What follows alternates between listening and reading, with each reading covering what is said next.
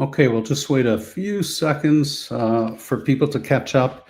When I say people, I mean LinkedIn has a slight lag, and so does YouTube, but I think we should be past that right about now. So, um, welcome to the first of what will be many drone responder TAC working group live streams.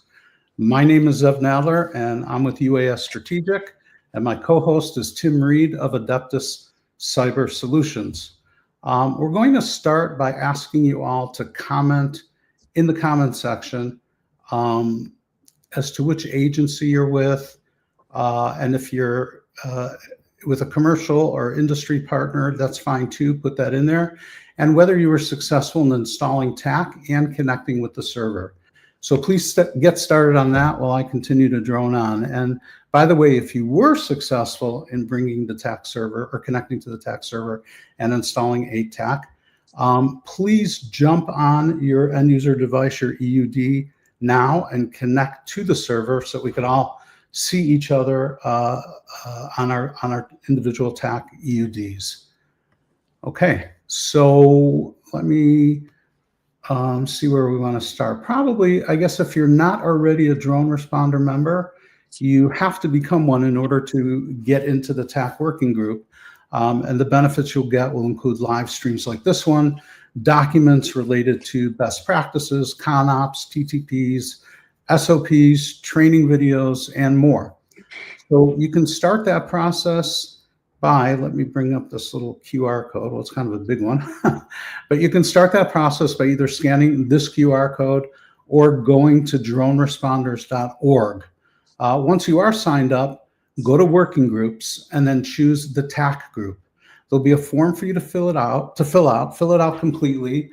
And unless there's a compelling reason to use a private email address, or you are an industry commercial partner that needs to use something other than an agency address, please do use your agency email address for the TAC server credentials.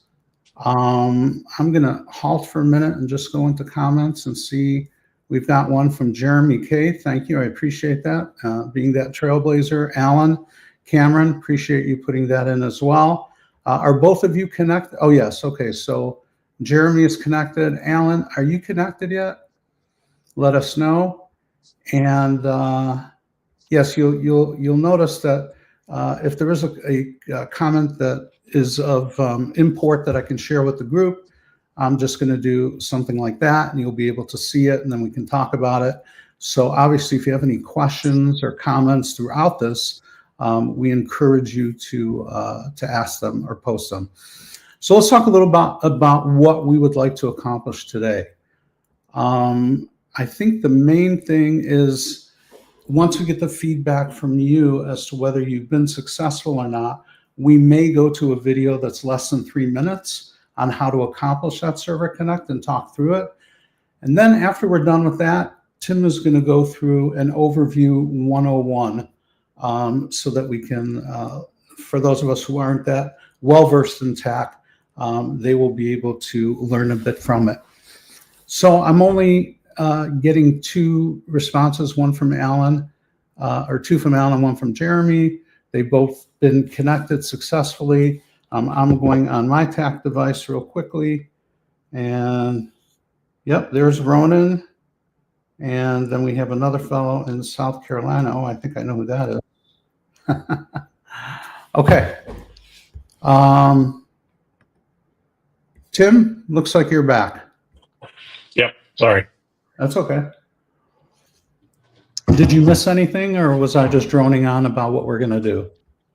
No, we're good. Okay. I caught it all. Okay, good deal. So I'm going to put this out one more time and wait about 20 seconds for a response. If there's anybody out there that would like to see the video on how to connect, I'd be happy to share it. This video will help you get connected to, actually, this is the opening screen for it. If you want me to put it on, I'll wait another 15 seconds or so to launch that. I'm also going to do a quick check on my other device and see if we have enough people on to make that decision right now. Let me get in there real quick.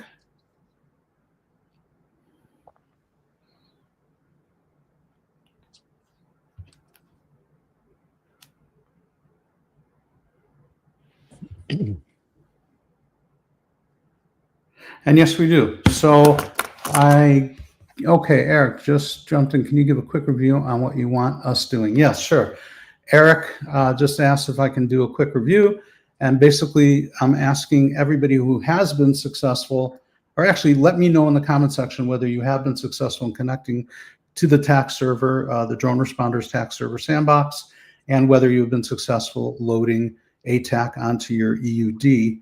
And based on responses, we may play a video that I have up here right now that will, it's less than 2.5 minutes to talk about how to be successful in connecting with your server.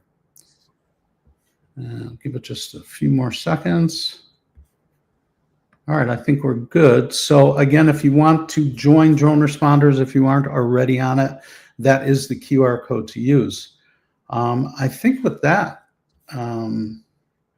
Tim, maybe it's a good idea for you to start your walk around the tax screen. Do you want me to bring up a screen for you, or? Sure. I just shared something with you. Okay. There we go. All right. So we're just going to do a little bit of a high-level overview for those that are not familiar with ATAC so that we can level set everybody on here. And what we're doing is we're starting with the very first screen as you when you come in. So we'll start in the top left-hand corner with the compass arrow up there. And what that's currently telling us is that our map is in north up mode. So as I pan around, the map always stays north up. If I just click the button, it switches to my heading is up. So whichever way I'm facing is the way that the map is going to shift around. And then tapping it again switches it back to north up. If you're looking for 3D mode, that's a long press on that button until the menu slides out. And then you tap on 3D mode. 3D is a little, it's hard to understand if you're in it or not. So it's green currently. If I tap on it, now I'm in 3D mode. Nothing tells you that except when I 2-finger swipe, I now get 3D.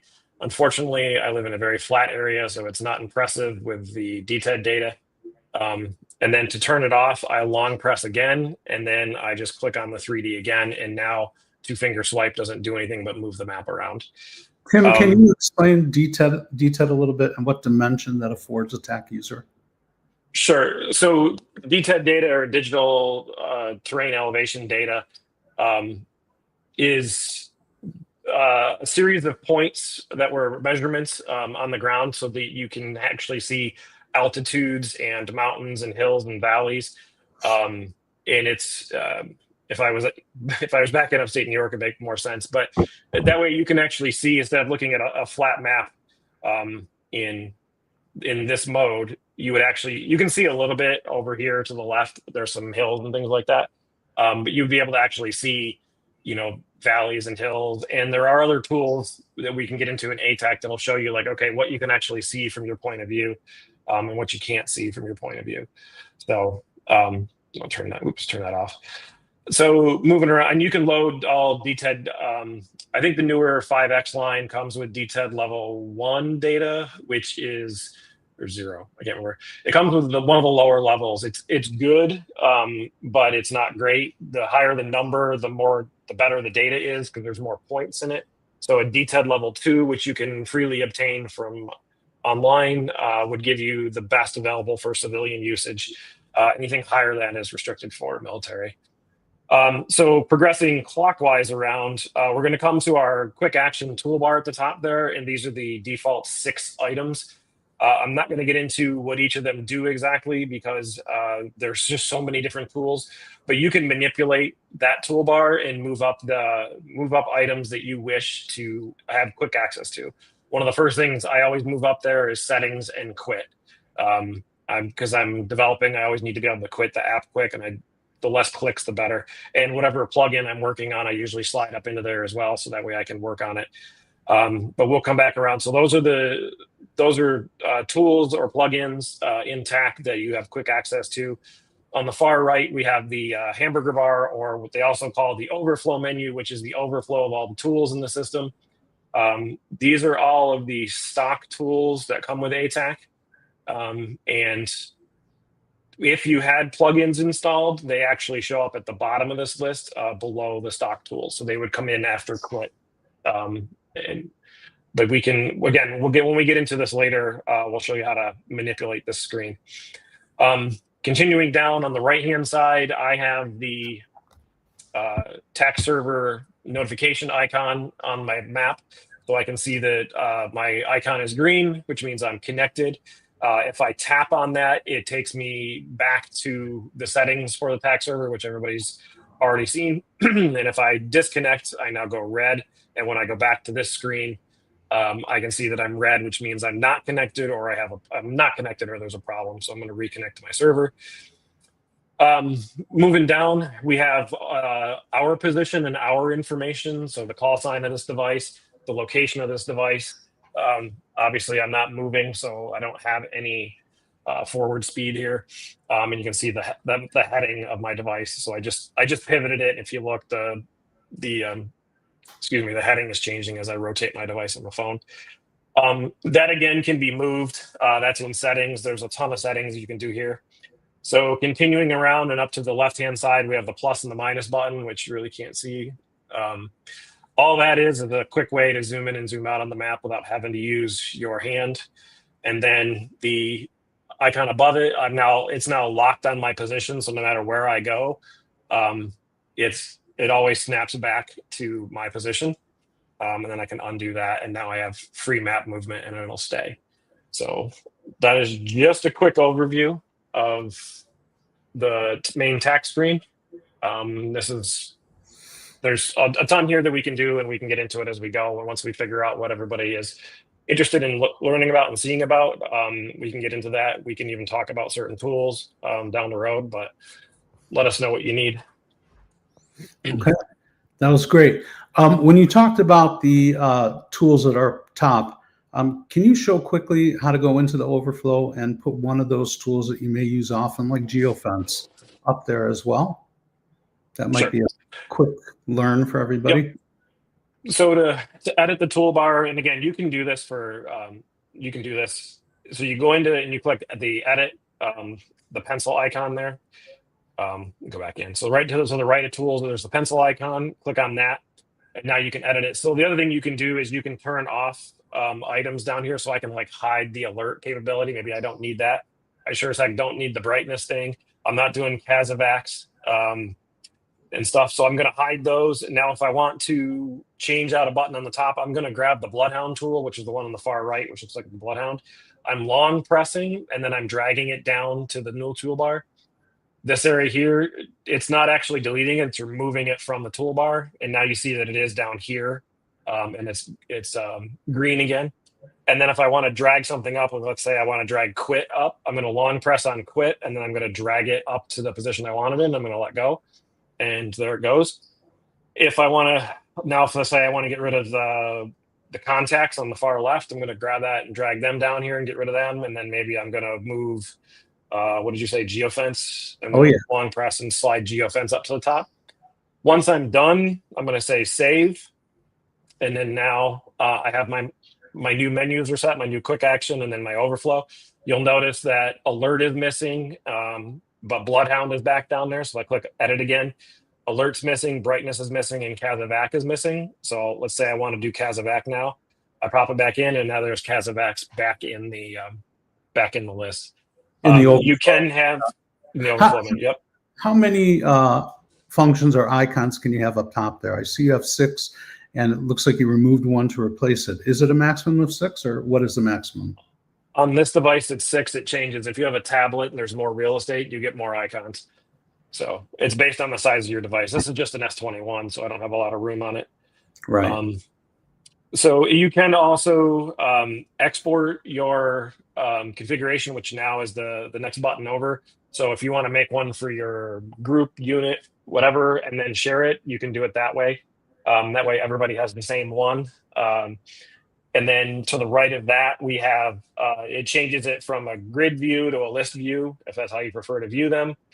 And then we have settings, which you can see I have a bunch of different menus in here, and they can change. If I go back to default, now I have the default list. You'll see alerts back in there. So this is the actual default. I can go back to the one that I just created, which is this one. And I can have focused menus based on what it is I'm trying to actually do. So, and with that, if everybody's on the server, you'll notice that your stock maps aren't very, very good. There is a place online to go get maps, but we have provided one in our in a data package. So to change the map background, I click on the button to the left of the point, which is that thing that actually looks like a map. I get that confused with the overlay, which also looks like a map, but the one that actually looks like a folded map. So these are your available online resources for maps. You just select one, and let's see if it works. Okay, so we do have decent data for that. So to go get the data package for the maps that we have, you'll go to the overflow menu. You'll click data packages, and data packages are a way to share information between users. So if you had say you were SWAT and you had a plan built, you could use the lasso tool, select all the points, generate a data package, and share that plan with everybody via a data package. And it contains everything that was in there. If the marker has a metadata, images attached to it, what the route is, all that information can go in the data package. But for us, we're going to go and we're going to click on the button to the right of the plus sign, which looks like a download. And then you're going to select your server. And then you'll see what available packages you have. Everybody should have the map layers package. So when I select that, I'm going to say download it. It'll come down and should tell me that it was installed. And then if it did install, which probably because I already have it. Let me delete it from my device. This is just data package management here. Nope. Gotta love it. It didn't come down. So I'll have to figure out why that's not downloading. But okay, now had it downloaded, where would they find it? In their ATAC subdirectory on their EUD? No, it would automatically be imported, and the maps would be imported into the map area here. And you would have, I believe there's now Bing, Google, multiple Bings and multiple Googles that I added to that for everybody to use instead of just the stock maps that come in. So I like to use the Google Hybrid. I find that that's really good in 3D or in 2D. Also easily movable and zoomable. What is your preference, Tim? I use the Google Hybrid. Well, I go back and forth between Google and Bing. Google is more updated currently than Bing. Sometimes Bing is more updated than Google, but currently Bing shows me that I don't have a place, and currently this one is showing me I live in the trees. But Google actually shows the house. So It just depends on which one's your preference and which one has better coverage for the area you're in. Now, as you pan around the map and use it, ATAC does cache the tiles locally on the phone. And again, that's all based on settings you have and then how much space you have on the device. So in here, yeah, I'm caching this. So if I were to go offline, I would be able to zoom in and see things. But obviously, if I go outside of that, I'm not going to have any data there. So, okay, great. Question from Andrew Bowen. My friend Andrew asks if we can talk about the UAS feed. Brother, that is a live stream in itself. And what's cool is that I think both Tim and I can actually launch some drones outside of our offices and show you that at the right time. Probably won't be the next one, but perhaps the one after.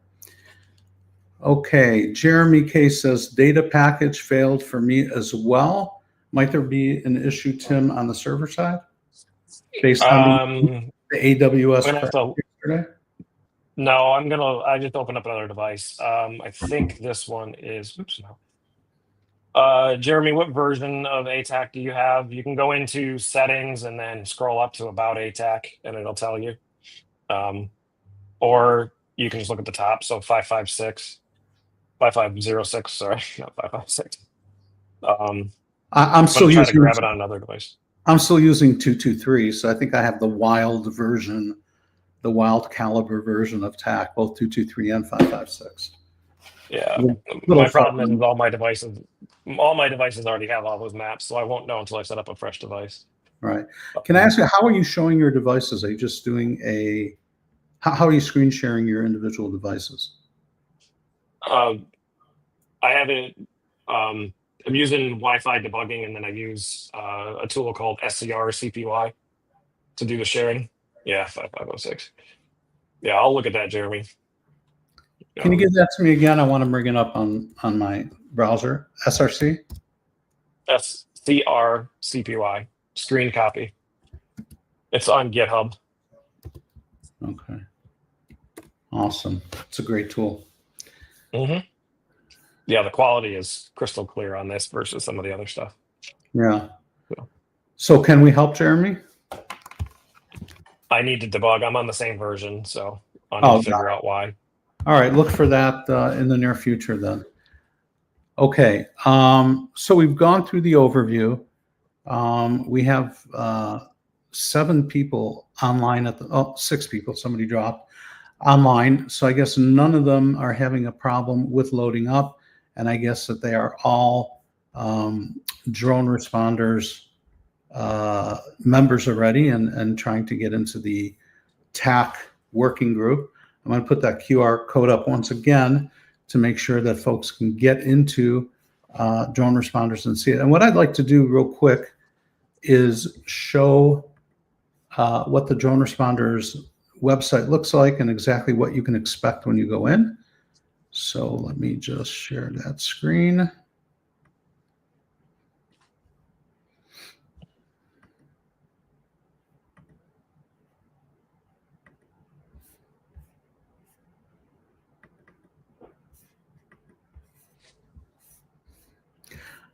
Okay, so this here is the, when you get into Droneresponders, it's going to look like this. Really nice website, by the way. Love what they did. Lots of great resources here for learning. You can go into different types of webinars. It's not specific to TAC. They have training, which is amazing, leadership series. The one I just signed up for was laws around drones and how best to approach people with that. I can't wait to take that. And any events that are going on in Florida or Texas, the different state groups. There are now 4 state groups that are completely online with a bunch more coming up online. And the 2 work groups that are right off the top are Women in Droneresponders and Team Awareness Kit. So you would basically press Team Awareness Kit, and that will bring you to the TAC user group if you're already in it. If you're not already in it, you will have to press a button that says join it, and you're going to fill out a form. And the form is going to ask you for your full name, your agency, whether you have any experience with TAC, whether you have a TAC EUD, what your email address is. And again, please put your agency address in. If you are an agency, if you're commercial or industry partner, that's okay. But best not to put a private like Hotmail or Gmail one in there. If you have to, you have to. And then your full phone number. And the reason we ask for all that is because we need to send you your credentials and we need to generate a password. So once you go in there, you can go into the discussion area, and you can get a lot of good information about when our live streams are being handled. You can see other items like this one from Jason Day at Texas DPS. Some more information about credential rollouts. You could have gotten this video that I was going to show you from here. And here's a nice invitation from Eric that if you're in the Dallas-Fort Worth area and want a demonstration of TAC, please reach out anytime. So you can go through there. This is what's going to be filling up soon is media. So right now we just have that one video that teaches you how to get on the server, but files will be full of ConOps, TTPs, SOPs, and so on. So this is a great tool to have. And obviously you can take advantage of the live streams and some of the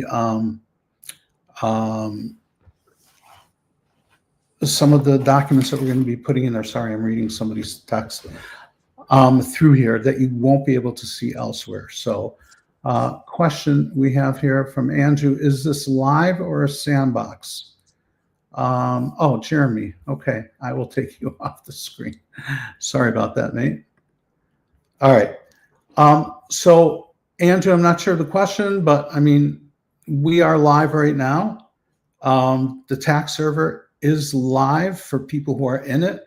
Nobody else can see it except for those Droneresponder members who have applied to get the credentials for it. And let's see, Alan says he previously had 5.4.016, tried to download a newer version but couldn't. Is there anything you know, Tim, that if you already have something installed, does it make sense to completely uninstall it and then bring on a new version? Does that sometimes conflict?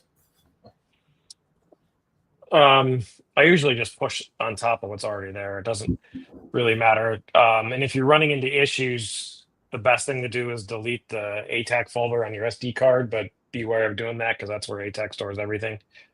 Right, all your maps, all your data, all your maps. Yeah. Which, Jeremy, if you can try again, I did fix the data package. I had two of the same data package named up there in two different groups, and I don't know if that's what was confusing it. But now there's only one data package, and I was able to download it on my device, the one that I was having a problem with a second ago. To kind of roll back to Andrew's question, the tax server obviously is in the cloud and it's live. Everybody in here is in their own group, so everybody in the group will see each other. I do have others that use it. I use it for testing. But you are completely separate from them by the group. So you guys can push things up to it via data packages and they stay within that group. And all the data stays with that group. So. Okay. Can you define, sorry? I was going to ask if you could define the difference between channel and group. They're the same thing. Exactly. So you'll see, can you switch back to my share? Yes, sir. Thanks. I think I have to bring mine down first.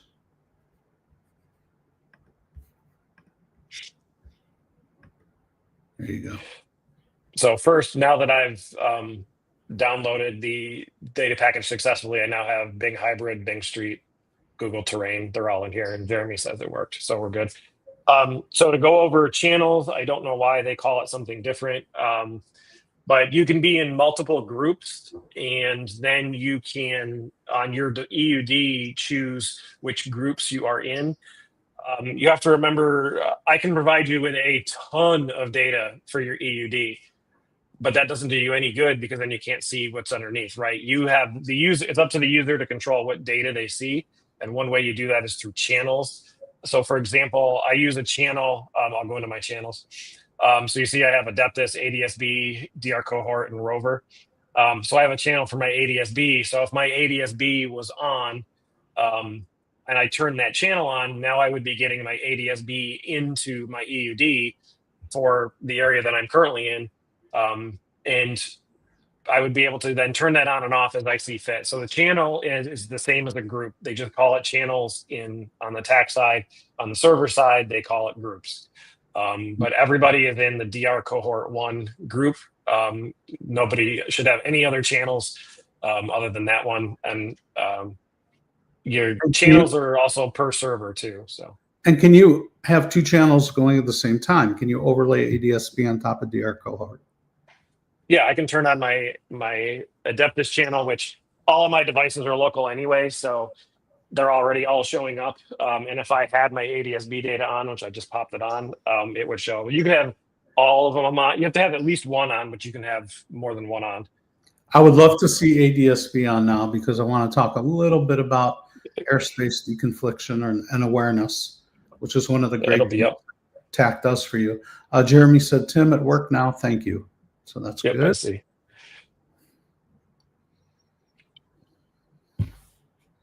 While you're getting that up, just wanted to show something real quick. So I use a product here from Nine Hills Technology. It's called their Mini Edge. And I keep that attached to my device so that I can actually get input as to any drones that are within, depending on the antenna I'm using. With this little nub one, I get about a kilometer or almost a mile. And then I have larger antenna around my home office, as well as in a couple of houses of worship and schools within the Northeast Pennsylvania area. And we're able to see not only the drone in the air based on the RID at this point, but that's changing to include possibly Maveling transmissions and so on.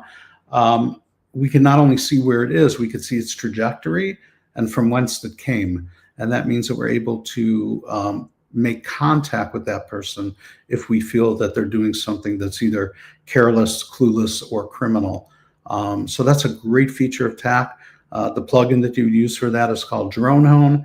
And if you have any questions on that, please reach out to me through LinkedIn or through my email address, which is zev@uasstrategic.com. Okay. And I'm going to go back to sharing this screen. All right. Do you have your ADSB up? No, it's not coming up. I don't know why. We'll do that next time. Okay. Yeah, man. Amazon, AWS really threw everybody for a loop yesterday. That's for sure. Okay. Well, looking for questions from the proletariat, from the constituents, from the viewers. Any questions or comments so that we can proceed with what you need to learn, or can we call it a day on this one and then bring up something else soon? Okay, so Andrew, great question. Any ADSB and Metastic, that's something that we are looking at doing. And again, that's going to be a later course. We want to get folks spun up on basic TAC functionality and how to best work with their agency, and then to work interagency and so on. But yes, all those are great topics that we hope to show in the future. And possibly before it's live streamed, there might be some documentation in the,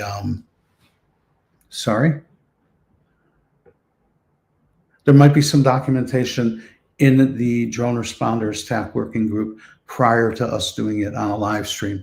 All right, what was the device to it? Link it. Does it work on iOS, iTAC? Okay, so Jeremy, iTAC unfortunately doesn't have UAS tools, but I don't know, does DroneHone work on iTAC? I don't know. Do you know the answer to that, Tim? I don't believe so, because you need the plugin. And does iTAC just not take any plugins? Correct. It's a iOS thing, not a iTAC limitation. Okay, got it. So yeah, it won't be there. Tyler, are you using ATAC, and how did it crash it? What happened?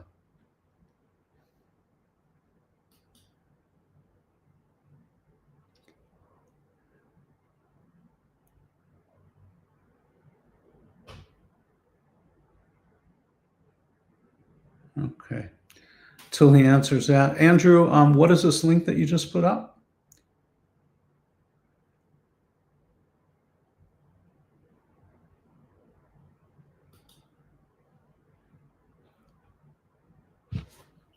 Okay. We'll see if we get an answer soon from that. Jeremy, give me a shout on LinkedIn and I'll connect you with what you need. The device is a receiver for 2.4 at the moment for RID reception, but not everybody keeps their RID on. Not every drone has an RID, so it's basic airspace awareness, but that's all changing soon. So we'll be having stuff to show at CivTAC 25. Actually, both Tim and I will be at CivTAC 25 in Washington, D.C., November 4, 5, and 6. If you plan on coming, definitely stop by our booths or tables, and we'd love to speak with you. Okay, Andrew, you posted something about a new camera. What is that in relation to in this live stream? Please let us know. And Tyler, you went to load the plugin on ATAC, and ATAC just stopped working upon attempting to load. Tim, have you ever seen anything like that and what that might be?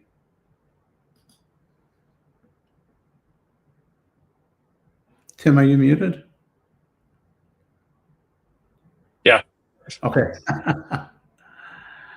So what do you think might have crashed that? I have a lot of theories, but I don't know. Okay, what would be the remedy at this point? Just reload ATAC, start it up again, and Start it up again and see what happens. okay. I always say, I got into computers back in the very early 80s. I actually was a technician that fixed reel-to-reel magnetic tape and card reading hoppers, the punch cards. So, to me, anything can happen with computers. It's a series of ones and zeros, ons and offs, highs and lows, trues or false. So if one of those get out of whack, reboot. That's the best thing to do. This morning, I kind of freaked out. I got to my laptop and I didn't have any Wi-Fi, and I kept trying to disconnect from Wi-Fi and come back in. I'm like, that's not working. So I rebooted my machine, and suddenly I had Wi-Fi. So give that a try, Tyler, while we're on. Can you share my screen again, please? Sure. So now I have now ADSB is up and running and pumping the data in. So it's being pushed from a device here in my office up to a customer's tax server across the Federation hub over to the tax server that we run internally, and then down to my EUD. So that's actually going across the Federation from one tax server to another. And you can see the aircraft as they're moving through this airspace that's near me. So, okay. And that icon for all aircraft, or is that for a specific aircraft? Those are civilian aircraft. Okay. So you don't have an icon specifically for drones, because that would be our ID, and an ADSB server isn't going to pick that up. Right, you're not going to pick it up. So yeah, you would have to know the tail number, I think, in order to be able to determine if it's military or civilian. There's more information, but I don't think there's enough that comes out of the ADSB to understand what it is. So everything here, whether it's military or civilian, is going to show up as the pink. But the point is that you're able to actually see what the aircraft are and how fast they're moving. So. Okay, great. Well, I think we're going to come to a close here, because we've gone through everything we need to. Nobody has asked for assistance in getting on the server.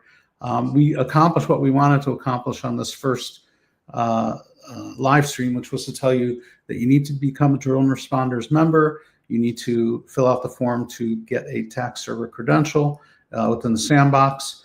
We did a quick once-over around the screen. I suggest that once you folks get into the TAC working group on Droneresponders, that you look through media and files as often as you can.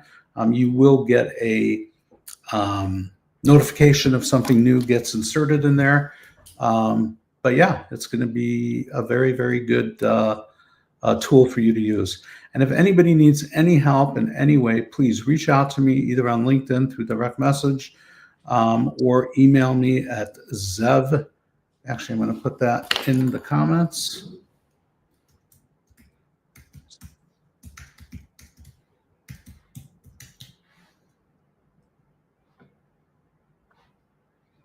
Okay. Looks like that's only showing up in the YouTube feed. All right. So again, it's zev@uasstrategic.com. This is streaming to both LinkedIn and YouTube. Okay. Thank you, Alan. Looking forward to future sessions. Andrew, yep, another great topic that we could talk about in the future. And Andrew, you've got my contact info. So maybe you can send me an email with all these great ideas to coagulate them together. And then that way I'll be able to make that a list and make that happen. Tim, did you have anything else you wanted to add? Nope, I'm good. Okay, great. Well, if you're coming to CivTac, please look both Tim and I up. Give us a shout out prior if there's anything you'd want to talk about while we're there. I know Tim has a session that he's giving Are you allowed to talk about it, or is it super secret squirrel stuff at the moment? No, we'll save it for ZipTech. I love it. All right. Tim and I will get 10 minutes in the opening remarks to talk about drone responders and how to see it and how to get involved in it over at my table. Okay. Well, with that, I thank you all. Appreciate it. And I'm going to end the stream and look for information on the next one that we'll be having. Thank you.